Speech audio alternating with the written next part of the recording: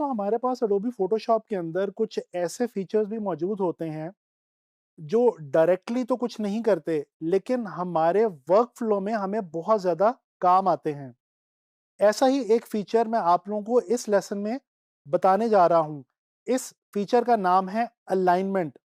दोस्तों अलाइनमेंट का मतलब होता है किसी भी चीज़ को प्लेस करना, यानी कि किसी भी चीज़ की कोई प्लेसमेंट। फर्ज कर लीजिए कि आप कोई एक ऐसा विजुअल क्रिएट कर रहे हैं या कोई ऐसी पीएसटी पे काम कर रहे हैं जिसमें आपके पास मल्टीपल शेप्स मौजूद हैं और आप उनको किसी खास तरीके से एक दूसरे के साथ प्लेस करना चाहते हैं, अलाइन करना चाहते हैं। तो आप कहाँ जाएंगे? दोस्तों आप फोटोशॉप के अंदर अलाइनमेंट का सहारा लेंगे इस काम के लिए। तो चलें चलते हैं फोटोशॉप की तरफ और मैं आपको समझाता हूं कि आपने लेयर्स को फोटोशॉप में अलाइन किस तरह से करना है। दोस्तों आप देख सकते हैं कि ये आपके सामने मैंने यहाँ पे एक पीएसटी जो है वो क्रिएट करके रखी हुई है।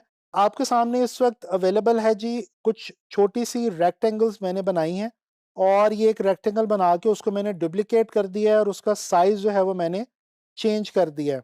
अच्छा दोस्तों अब देखते हैं कि अलाइनमेंट हमारे पास फोटोशॉप में कहाँ पे मौजूद है और इसको हम किस तरह से इस्तेमाल कर सकते हैं अपने काम के लिए। सबसे पहले तो मैं क्या करूंगा कि मैंने ये जो 5-6 शेप्स क्रिएट की हुई हैं, इनके डिफरेंट लेयर्स जो मेरे पास मौजूद हैं, इनको मैं शिफ्ट के साथ सेलेक्ट करूंगा इकट्ठा। मैं रिपीट करता हूं, मैं ये किस तरह से करूंगा। मिसाल के तौर पे मैं एक लेयर के ऊपर आया, मैंने क्लिक किया और अब मैं शिफ्ट होल्ड करके यहाँ पे जो मेरी सबसे ऊपर वाली लेयर है इस पे मैं क्लिक कर रहा हूँ। तो ये देखें, आप देख सकते हैं कि ये मेरी तमाम की तमाम लेयर्स हैं, ये आपस में इकट्ठी एक साथ ही सेलेक्ट हो गई हैं। अच्छा आप यहाँ पे अगर आएँ तो ये देखें, जैसे ही यहाँ पे ये तमाम लेयर्स इकट्ठे सेलेक्ट होती हैं, यहाँ पे ये आपके पास कुछ ऑप्शंस आ जाती हैं। दोस्तों ये ऑप्शंस हैं जी लेयर्स की अलाइनमेंट वाली ऑप्शंस। मिसाल के तौर पे अगर आपके पास ये कुछ ऐसी शेप्स क्रिएट हुई हुई हैं जैसे कि इस वक्त मैंने आपके सामने क्रिएट करके रखी हुई हैं और ये जो शेप्स हैं ये अगर हॉरिजॉन्टली मौजूद हैं, तो जनाबी अली आप ये वाली जो ऑप्शंस हैं इनकी मदद से आके इनको एक दूसरे के साथ अलाइन कर सकते हैं। कैसे? अगर मैं इस बटन के ऊपर क्लिक करूं तो ये देखें, ये जो मेरी तमाम शेप्स हैं ये लेफ्ट अलाइन हो गई हैं। मैं कंट्रोल ऑल्ट जी करता हूं यानी कि अनडू करता हूं। अगर इसी तरह से मैं यहाँ पे क्लिक करूं तो ये देखें, ये मेरी तमाम शेप्स राइट अलाइन हो गई हैं। इसी तरह से अगर मैं ये सेंटर वाला जो बटन है इसको क्लिक करूं तो ये आप देख सकते हैं कि ये मेरी तमाम शेप्स जो हैं ये सेंट्रल अलाइन हो गई हैं, एक दूसरे के साथ बिल्कुल एक दूसरे के सेंटर में प्लेस हो गई हैं। अच्छा अब मैं क्या करता हूं, मैं कंट्रोल टी के साथ यानी कि ट्रांसफॉर्म के साथ इनकी जो ओरिएंटेशन है वो चेंज करता हूं। अब मैंने इनको यहाँ पे इस तरह से दूसरी सूरत में प्लेस कर लिया।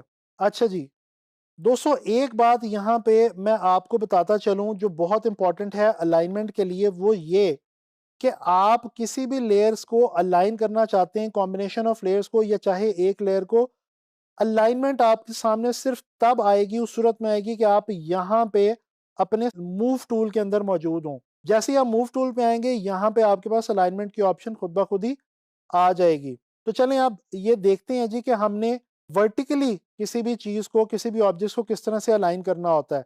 तो सबसे पहले मैं क्लिक करता हूँ, ये हमारे पास जो लेफ्ट वाला बटन है ये लिखा हुआ आ रहा है जी अलाइन टॉप एजेस, यानी कि ये देखें तमाम शेप्स टॉप के ऊपर जो है वो अलाइन हो गई हैं।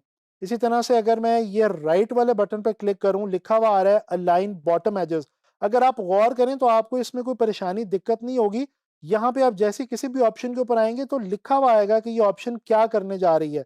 ये देखें, अगर मैं इनको थोड़ा सा कंट्रोल टी की मदद से अपने विजुअल के अंदर ले आऊं कैनवस के, तो ये आप देख सकते हैं कि ये जो बॉटम है ये इनका आपस में अलाइन हो चुका हुआ है।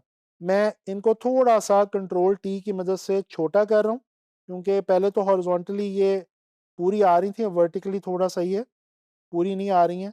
अच्छा जी, अब यहाँ पे आके अगर हम सेंट्रल जो बटन है इसको क्लिक करते हैं इस वाले पैनल में, इस वाले पोर्शन में, तो ये देखें ये अलाइन वर्टिकली हो रही हैं, यानी कि वर्टिकली इनका जो सेंटर है वो अलाइन हो गया है। तो दोस्तों ये आप लोगों ने देखा कि आप किस तरह से डिफरेंट लेयर्स को जो है वो आपस में अलाइन कर सकते हैं। इन लेयर्स के अंदर आपके पास शेप्स भी हो सकती हैं, आपके पास विजुअल्स भी हो सकते हैं, कुछ भी हो सकता है। तो आप इस तरीके से किसी भी जो लेयर्स को आप आपस में अलाइन कर सकते हैं। अच्छा, यहाँ पे एक और ऑप्शन नज़र आ रही है जिसको समझाने के लिए मैं क्या करूँगा, मैं यहाँ से एक विजुअल जो है वो यहाँ पे ड्रैग करूँगा आपके पास। ये मेरे पास एक विजुअल पड़ा हुआ है, ठीक है? मैं क्या करता हूँ कि मैं कंट्रोल एन करता हूँ। कंट्रोल एन करके यहाँ पे मैं जो है वो विड्थ जो है वो मैं ले रहा हूँ इसकी 12 और हाइट इसकी ले रहा हूँ जी 8। ओरिएंटेशन मैं इसकी रख रहा हूँ पोर्ट्रेट और मैं क्रिएट पे जाता हूँ। अब इस विजुअल को मैं यहाँ पे कर लेता हूँ ड्रैग और इसको अब मैं ट्रांसफॉर्म की मदद से थोड़ा-सा छोटा कर लेता हूँ। मैं इस विजुअल को कंट्रोल जे आपको पता है डुप्लीकेट लेयर की कमांड है। कंट्रोल जे की मदद से मैं यहाँ पे इसको डुप्लीकेट कर लेता हूँ और मैं इसको स्कैटर करके डिफरेंट जगहों पे आपके इस कैनवस पे डिफरेंट जगहों पे प्लेस कर देता हूँ। अब हम करेंगे क्या, मैं बिल्कुल उसी तरह से जिस तरह से शेप्स की लेयर पे मैंने किया था, ये पहले हमारे पास यहाँ पे वेक्टर वाली लेयर्स थी, अब हमारे पास यहाँ पे विजुअल वाली लेयर हैं यानी कि पिक्चर वाली लेयर हैं।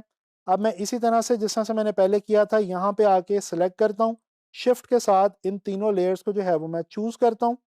अब मैं यहाँ पे आके दोस्तों वर्टिकली और हॉरिजॉन्टली इनको मैं सेंट्रलाइज़ करता हूँ। ये जो आपके पास डिस्ट्रीब्यूशन के ऑप्शन मौजूद है, ये दोस्तों वो ऑप्शन है जिसकी मदद से आप स्पेसिंग जो है उसको आप चेक कर सकते हैं। तो इस वक़्त हमारे पास हमारी ये जो तीनों पिक्चर्स थी, इनकी आपस की स्पेसिंग भी बिल्कुल ठीक है और इनका जो हॉरिजॉन्टली डिस्टेंस है वो भी सही है और हॉरिजॉन्टली ये अलाइन भी एक दूसरे के बिल्कुल साथ हो गई हैं।